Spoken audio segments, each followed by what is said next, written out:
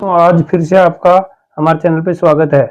हम जो पुराने आए हुए एग्जाम में क्वेश्चन कर रहे थे, ओल्ड एग्जाम के, वो सीरीज फिर से हम स्टार्ट वापस कर रहे हैं।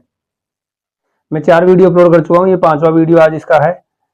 तो आर्ट सभ्यता के हमारे जो क्वेश्चन चल रहे थे उसी को हम आगे बढ़ाते हैं। तो अगला क्वेश्चन फिर देखते हैं। तो देखिए, काफ़ी अच्छे क्वेश्चन है और हर क्वेश्चन ओल्ड एग्जाम में आया हुआ ही मैं आपको करवा रहा हूँ, ताकि आपको आने वाले एग्जाम में इसका फायदा हो। तो फिर से एक क्वेश्चन देखते हैं। आहड़ को ताम्रवती नाम से भी जाना जाता था क्योंकि ये ईओ और आरओ की जो 2023 में एग्जाम हुई थी, सेकंड शिफ्ट में आया था ये, उसमें ये कहा गया कि जो ताम्रवती नगरी, ये मैंने आपको पढ़ाया कि ताम्रवती नगरी के नाम से आहड़ सभ्यता को जाना जाता है, जबकि जो तांबे की जननी के नाम से जानी जाती है वो गणेश्वर सभ्यता है, जो नीम का थाना में भी वर्तमान में नए जिलों के अनुसार चली गई। तो आहड़ सभ्यता के बारे में ताम्रवती नगरी के नाम जाना जाता था क्योंकि देखो सवाल कैसे घुमाया कि यहाँ बड़ी संख्या में तांबे और औजार के उपकरण मिले, इसलिए घर बनाने के लिए धूप में पकी हुई ईंटों का उपयोग किया जाता था, इसलिए जली हुई ईंटों का निर्माण किया गया, इसलिए अर्थव्यवस्था शिकार पशुपालन पर आधारित थी, इसलिए। तो इसका आंसर क्या होगा? पहला हो जाएगा कि बड़ी संख्या में, क्या हो जाएगा? बड़ी संख्या में तांबे का और औजार उपकरण मिले हैं, इसलिए। ये सब और कंफ्यूजन करने वाले हैं, इसका ये हो गया आंसर। इसकी व्याख्या पहले ऊपर दे रखी है। अगला क्वेश्चन फिर है कि आड़ के विषय में निम्न में से कौन सा कथन असत्य है? ये सेकंड ग्रेड का क्वेश्चन है 2017 में। तो कौन सा कथन असत्य है? तो इसमें देखिएगा, आड़ के उत्खनन से मानव जीवन के विभिन्न चरणों पर प्रकाश पड़ता है। आवासीय भवनों की नींव ईंटों की होती थी, मिट्टी की अथवा कच्ची और ईंटों से निर्मित भवन अब उपलब्ध नहीं है। आहड़वासी दीवारों व नींवों को मजबूत एवं सौंदर्य युक्त बनाने हेतु मिट्टी में क्वार्टर्स के टुकड़े एवं चिप्स के निर्माण का प्रयोग करते थे। तो इसका आंसर, आहड़ के उत्खनन से मानव जीवन के विभिन्न चरणों में प्रकाश पड़ता है, ये बात तो सही है। असत्य पूछ रहा है इसमें, ये बात तो सही है। आवासीय भवनों की नींव ईंटों की होती थी, ये बात भी सही है कि वहां ईंटों का उपयोग हुआ है। अगला, मिट्टी का एक लास्ट थोड़ा देख लो पहले कि आहड़वासी दीवारों पर नींवों को मजबूत एवं सौंदर्ययुक्त बनाने मिट्टी और क्वार्टर्स के टुकड़े चिप्स का निर्माण सम्मिश्रण कर प्रयोग करते थे, ये भी करते थे, सही है। ये गलत है कि मिट्टी और तो कच्ची ईंटों से निर्मित भवन अब आहड़ में उपलब्ध नहीं है, अभी भी हमको वो खुदाई में मिले हैं, तो ये उपलब्ध है, तो ये हो जाएगा इसमें असत्य। अब इसके अंदर व्याख्या में दिया हुआ तो आहड़ के आवासीय भवनों में ईंटों से निर्मित थे, तांबे के उपकरणों की प्रचुरता के कारण इसे प्राचीन काल में ताम्रवती नगरी कहा गया, ताम्र नगरी कहा गया। या अनाज रखने के बड़े भांड मिले हैं, जिन्हें स्थानीय भाषा में गोरे और कोठे कहा जाता है।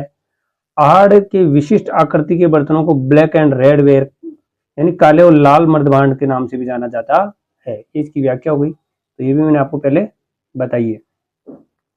अब इसी तरीके से आगे हम इसमें देख रहे हैं, तो फिर देखिएगा कि अगला क्वेश्चन कि अनाज रखने के बड़े मर्दबान जिन्हें गोरे और बंकोट कहा जाता था जी, किस प्राचीन सभ्यता से प्राप्त हुए हैं? बंकोट, ये नाम बड़ा अजीब सा नाम है, फिर भी देखो आरओ में आया, ये पटवार में भी आया मुख्य परीक्षा में। तो इसका क्वेश्चन होगा ओजियाना और जोधपुर कालीबंगा आहड़, जोधपुरा कालीबंगा और आहड़। तो ओजियाना तो भीलवाड़ा की, जोधपुरा जयपुर में, कालीबंगा हनुमानगढ़ में और आहड़ वो उदयपुर वाली। क्या है उसका आंसर? गोरे बंकोट। इसको नाम चेंज कर दिया बस, गोरे बंकोट। तो ये आहड़ का आंसर हो जाएगा इसमें। फिर अगला क्वेश्चन, कौन सी वस्तु आहड़ सभ्यता के स्थलों से संबंधित नहीं है? चावल, तांबे की वस्तुएं, कृष्ण लोहित मर्दबांड, चित्रित धूसर मर्दबांड। कौन सी संबंधित नहीं है? चावल यहाँ मिले हैं, तांबे की वस्तुएं यहाँ मिली है, कृष्ण यानी लोहे से लोहित जो लोहे के अवशेष यहाँ मिले हैं, चित्रित धूसर मर्दबांड, चित्रित धूसर मर्दबांड यहाँ नहीं मिले। काफी अच्छा क्वेश्चन है, उपयुक्त व्याख्या ऊपर देख सकते हैं आप। यहाँ चित्रित धूसर मर्दबांड नहीं मिले, लाल और काले मर्दबांड तो मिले, चित्रित धूसर मर्दबांड यहाँ नहीं मिले। अब फिर अगला क्वेश्चन कि राजस्थान में लौह धातु के प्राचीनतम साक्ष्य किस पात्र संस्कृति से प्राप्त हुए हैं? प्राचीनतम साक्ष्य किस पात्र संस्कृति से प्राप्त हुए हैं? काफी अच्छा क्वेश्चन आया है। और ये जो क्वेश्चन है इसको देखिएगा आप कि इसका होगा गेरुए रंग की मर्दबांड संस्कृति, काले व लाल रंग की मर्दबांड संस्कृति, चित्रित स्लेटी रंग का मर्दबान संस्कृति, उत्तरी काली चमकीली मर्दबान संस्कृति। इसका आंसर क्या होगा? इसका आंसर होगा काले और लाल रंग की मर्दबान संस्कृति। तो कहाँ से मिले हैं काले और लाल रंग की मर्दबान संस्कृति? यह 8 का क्वेश्चन है। तो इसमें हो जाएगा ब्लैक एंड रेड वियर। अभी आपको मैंने पहले पढ़ाया भी था कि ब्लैक एंड रेड वियर तो कहाँ से मिले थे? ब्लैक एंड रेड वियर संस्कृति से मिले थे। तो इसका आंसर भी हो जाएगा काले और लाल रंग। देखो ये नहीं है, ये भी नहीं है और ये भी नहीं है, तो ये आंसर हो जाएगा सेकंड नंबर, काले व लाल रंग की मर्दबान संस्कृति, ब्लैक एंड रेड वियर। अब इसका अगला क्वेश्चन था, लाल व काले मर्दबान वाली संस्कृति का प्रमुख केंद्र था। लाल और काले, देखो वही आ गई। तो कालीबंगा, आहड़, बालातल, बागोर, वही आएगा इसमें आंसर आहड़। जैन डिप्लोमा में क्वेश्चन आया है 2016 में। तो काले और लाल यानी रेड और ब्लैक रेड वियर, तो ये कहाँ से मिले हैं? आड़ संस्कृति से। ये क्वेश्चन बहुत बार पूछा गया है घोट लेना इसको कि लाल और काले मर्दबान। अगला क्वेश्चन इसमें फिर है, आड़ को किस संस्कृति का प्रमुख केंद्र माना जाता था? तांबे के मर्दबान, चांदी के मर्दबान, लाल व काले मर्दबान, काले मर्दबान। वही आंसर देखो, फिर मैं बोल रहा था ये क्वेश्चन कि लाल व काले मर्दबान, इसी नाम से आड़ को जाना जाता था। और ये भी सेकंड ग्रेड का क्वेश्चन है, काले और लाल मर्दबान। काले और लाल मर्दबान तो कौन संस्कृति मिले हैं? आड़ में ही मिले हैं। फिर अगला क्वेश्चन, कौन सी फसल का उत्पादन आहड़ में नहीं होता था? गेहूं का, बाजरा, चावल, जौ।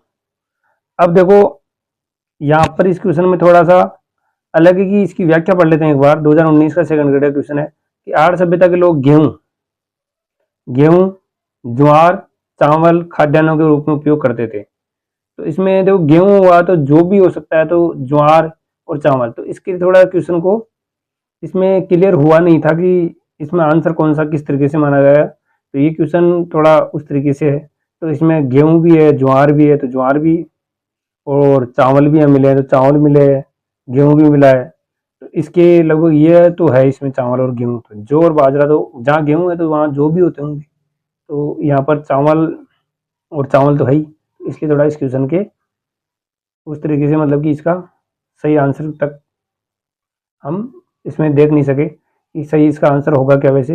पर ये चारों ही इसमें लगभग लगभग मिलने के आसार है। तो इसमें और मैं किसी वीडियो में आपको क्लियर से बता दूंगा।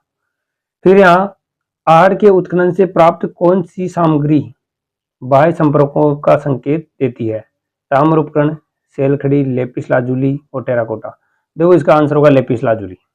लेपिस लाजुली का एक पत्थर है, एक प्रकार का ये पत्थर है जो ईरान से प्राप्त हुआ। तो लेपिस लाजुली जो पत्थर मिला है वो ईरान का पत्थर है और ये आहड़ की सामग्री यानी संकेत वहां से ही देती है। तो मतलब इसका ये पता लग रहा है कि आहड़ संस्कृति बाहर से भी जुड़ी हुई थी।